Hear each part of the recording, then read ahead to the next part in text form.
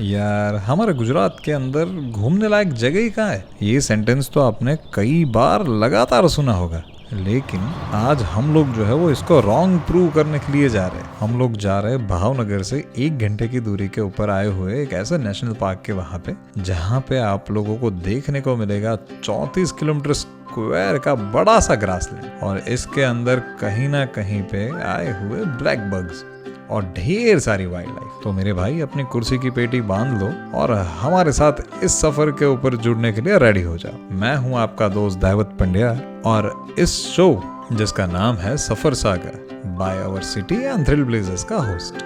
तो चलो बिना किसी देर किए हुए निकलते हैं। और इससे पहले मैं आपको एक बात बता देता हूँ कि हमारे साथ जो है वो एक भयानक हादसा हुआ था इस ट्रिप के अंदर। हम लोग जो है वो जेल के अंदर जाते जाते बचे थे, क्योंकि हम लोगों ने जो है कुछ नियम तोड़े थे। और कौन से नियम थे वो मैं आपको पूरे वीडियो के अंदर कहीं ना कहीं के ऊपर बता दूंगा। तो चलिए शुरू करते हैं।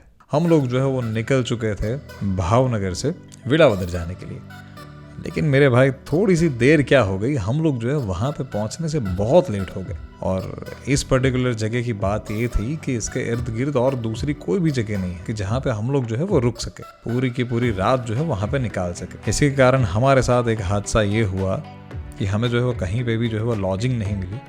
खैर, अगर आपको जो है यहाँ पे जाना है तो पहले से ही जो है वो सारी की सारी बुकिंग करवा के जाना, क्योंकि वहाँ पे इर्द गिर्द और दूसरी कोई होटल्स नहीं है। और जो भी 1-2 होटल्स है उसके रेट अगर आप सुन लोगे तो आप बोलोगे कि भाई इससे अच्छा तो मैं दुबई चला जाता। यहाँ पे जो है फॉरेस्ट ने भी अच्छी खासी सुविधा दी हुई है, तकरीबन जो है वो 3 से 4 हज़ार के आपको कमरे मिल जाते हैं, लेकिन वो जो है वो आपको पहले से बुक करने पड़ेंगे। हम लोग जो है वो यही गलती कर गए थे कि हमने यहाँ पे कोई भी बुकिंग नहीं करवाई थी और हम लोग सीधे निकल पड़े थे। यहाँ पे कोई भी कमरे नहीं मिलने के कारण हम रात के अंदर इधर उधर भटक रहे थे, और तभी एक भले आदमी जिसका नाम था रमन भाई, और उन्होंने हमारी बहुत मदद की। उन्होंने जो है वो अपने ढाबे के ऊपर बहुत ही लजीज लबाबेदार जानदार खाना जो है वो हमें पिरोसा, और हमारे लिए जो है वो 4 पाई लगा के दे दी। तो मैं और मेरी पूरी टीम यहाँ पे आराम से सो गए थे। ऊपर जो है वो एक धीरा धीरा पंखा चल रहा था। बाकी तो भाई हाईवे था और गांव की खुशबू थी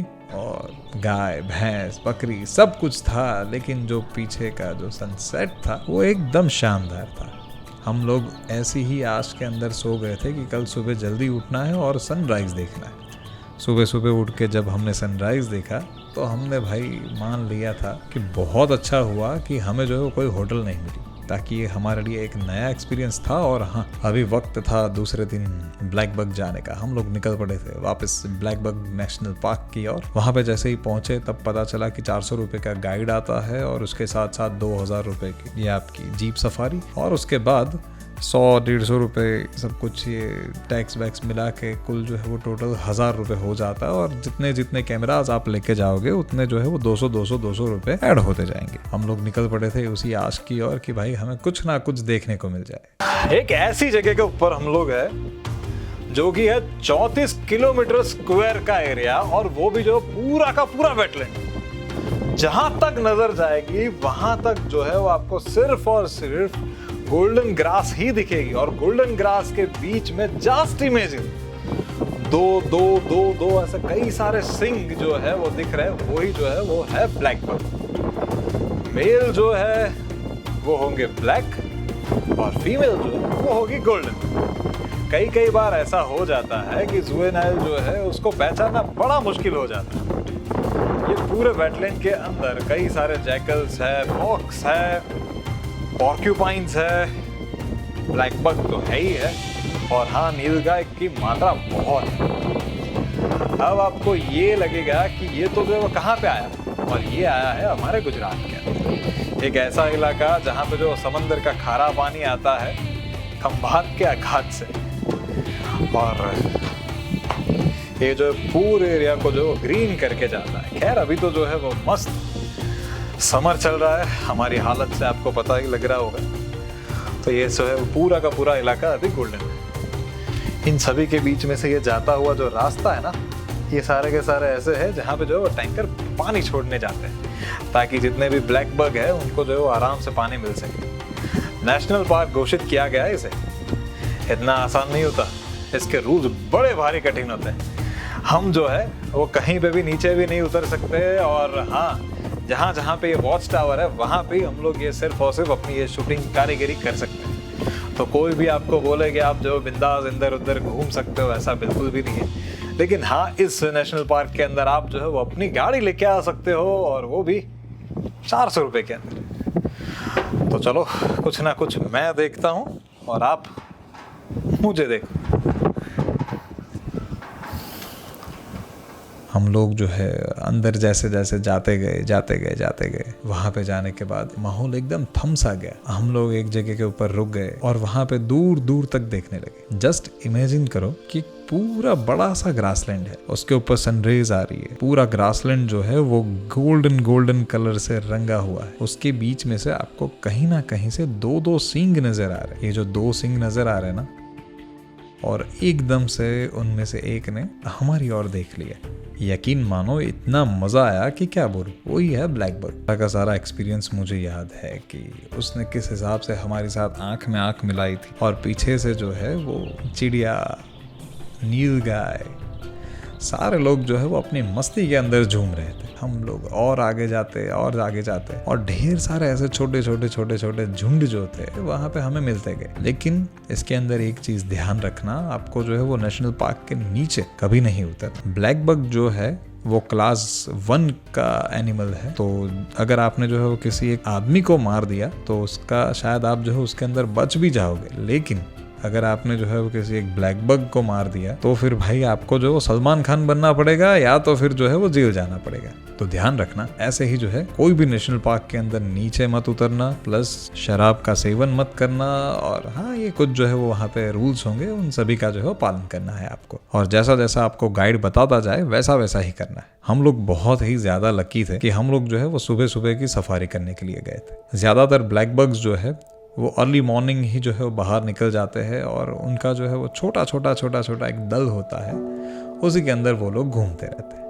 किसी ब्लैक बग का तो जो है वो सिर्फ एक ही सींग था। तब जाके पता चला था कि हाँ, ये लोग जो है वो अपने एरिया के लिए जो है वो झगड़ते रहते हैं, और जब दो मेल ऐसे ही झगड़ते हैं तब उनमें से कई के सींग जो है वो निकल जाते हैं। और ये जो सींग है उनको जो है वो पूरी लाइफ के अंदर एक ही बार मिलते हैं, क्योंकि ये जो है वो एंटीलोप प्रजाति से आते हैं, जिनके अंदर उनके सींग बिल्कुल सीधे, और पूरी लाइफ के अंदर, पूरी लाइफ स्पान के अंदर उनको जो है वो एक ही बार मिलता है। धीरे धीरे और भी आगे चलते गए, धीरे धीरे हमारी गाड़ी जो है वो जाती रही, और तब जाके हमें मिला हाइना, तब्बाकी। पूरी जंगल बुक की भाई याद आ गई, और एकदम से वो दौड़ता आया, और वो भी जो है वो हमें देखने के लिए ही वापस आया था, ऐसा लगने लगा था। और वो जो है वो अपने बिल के अंदर घुस गया। हमें लगा था कि वो जो है वो ग्रास के नीचे बैठा हुआ है, लेकिन वही ग्रास के नीचे जो है वो उसकी बड़ी सी बिल थी। और ये जो तब्बाकी है, ये जो हाइना है, वो जो है उसकी टेरिटरी होती है 45 किलोमीटर्स की, यानी एक शेर जो होता है उससे शायद दुगनी। एक शेर की टेरिटरी होती है 22 से 23 किलोमीटर, और इसकी जो है 45 किलोमीटर। जस्ट इमेजिन, ये जो हाइना है वो हड्डियां तक चबा जाते हैं। लेकिन हाँ, ये जो है वो ऐसे इतनी आसानी से कोई भी शिकार विकार नहीं करते। ये जो जिस किसी ने भी जो यहाँ पे शिकार किया होता है उसी को जो है वो चबा जाते हैं। आगे जाते जाते हम लोग जो है वो एक वॉच टावर के ऊपर रुके, और बस पहुंच गए मेरे भाई वेलावदर नेशनल पार्क के एक वॉच टावर के पास। हालांकि यहाँ पे ही सिर्फ जो है वो खड़े रहने की परमिशन है, बाकी आप जो है वो कहीं पे भी नहीं उतर सकते। क्यों? अभी इसका जवाब जो है वो खुद नेशनल पार्क के जितने भी लॉज है उसके अंदर है। आप कोई भी नेशनल पार्क के अंदर नहीं उतर सकते। इवन इफ वहाँ पे जो आपके पंक्चर भी क्यों ना हो जाए, कुछ भी हो जाए, आपको जो नीचे नहीं उतरना है। सिर्फ और सिर्फ वॉच टावर के पास ही आप जो है वो नीचे उतर सकते। हमने जो है वो हमारे गाइड भैया के साथ भी जो है वो थोड़ी सी गुफ्तगू की। हम लोग फिर बाहर आए। तकरीबन जो है वो 3 से 4 घंटे की ये हमारी सफारी थी। यकीन मानो, ऐसी सफारी और इतनी ज़्यादा वाइल्ड लाइफ मैंने आज तक नहीं देखी।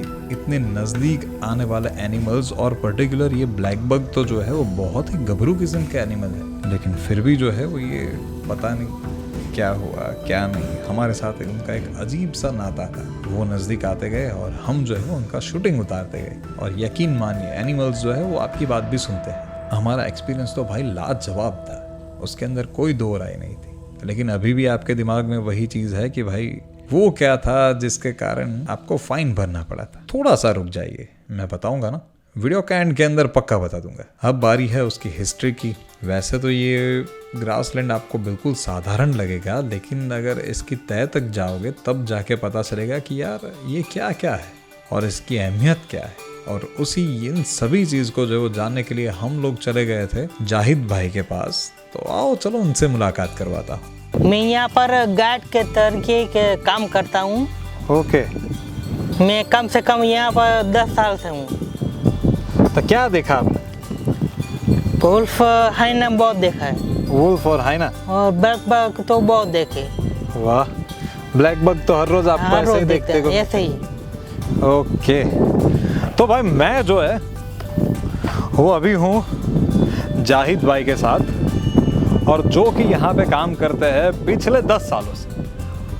और अभी जैसे हमारी जर्नी के अंदर हमारे मित्र भी बन चुके हैं। तो खैर उन्होंने जो इतिहास बताया, वो एक काम करो, मुझे तो नहीं याद रहेगा, आप ही एक बार बता दो कि कौन सी ज़मीन किसके पास थी, फिर किसको दी, ऐसा सब कुछ आप बता दो। ये 1947 से पहले भावनगर के जो राजा थे कृष्ण कुमार सिंह जी, उनकी प्राइवेट ज़मीन थी। उन्होंने 1972 में गवर्नमेंट को दे दिया। ओके।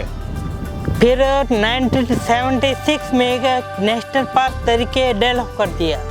ओके ओके ओके, तो यानी 1976 के बाद जो है वो यहाँ पे नेशनल पार्क घोषित हो गया। उससे पहले जो ये ज़मीन भावनगर के राजा, कौन से इनका नाम? कृष्ण कुमार सिंह जी। कृष्ण कुमार सिंह जी के पास थी।